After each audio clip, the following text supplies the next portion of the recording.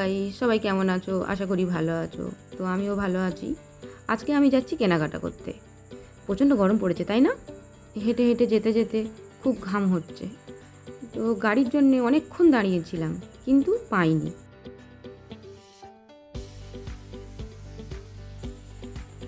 যা, পাল দিয়ে টোটোটা চলে গেল। দাঁড়াতে বললে ভালো হতো। যাকে আর কি করা যাবে, আমি যখন দাঁড়িয়েছিলাম তখন টোটোটা ছিল না। বাবা, যে গরম পড়েছে! একজনকে দেখে মনে হলো আমার ছাতাটা আনলে ভালো হতো।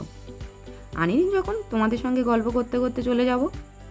হাঁটতে হাঁটতে যেতে যেতে সত্যি খুব কষ্ট হচ্ছে।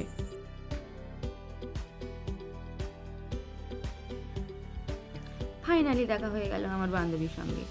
ওর সঙ্গে আবার নিচে দাঁড়িয়ে একটু গল্প করলাম। ও খুব লজ্জা পাচ্ছিল, আমারও একটু লজ্জা লাগছিল।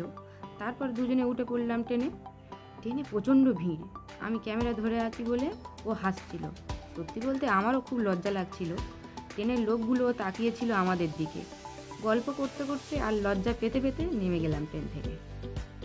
ট্রেন থেকে নেমে একটা জলের বোতল কিনলো ও। তারপর দুজনে জল খেতে খেতে এগিয়ে গেলাম সামনের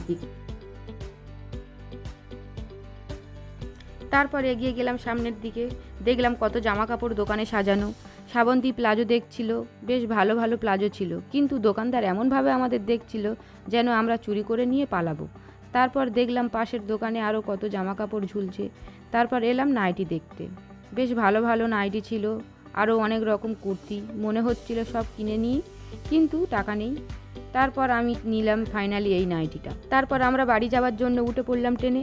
এই ছিল আজকের ভিডিওটা কেমন লাগলো জানিও কিন্তু।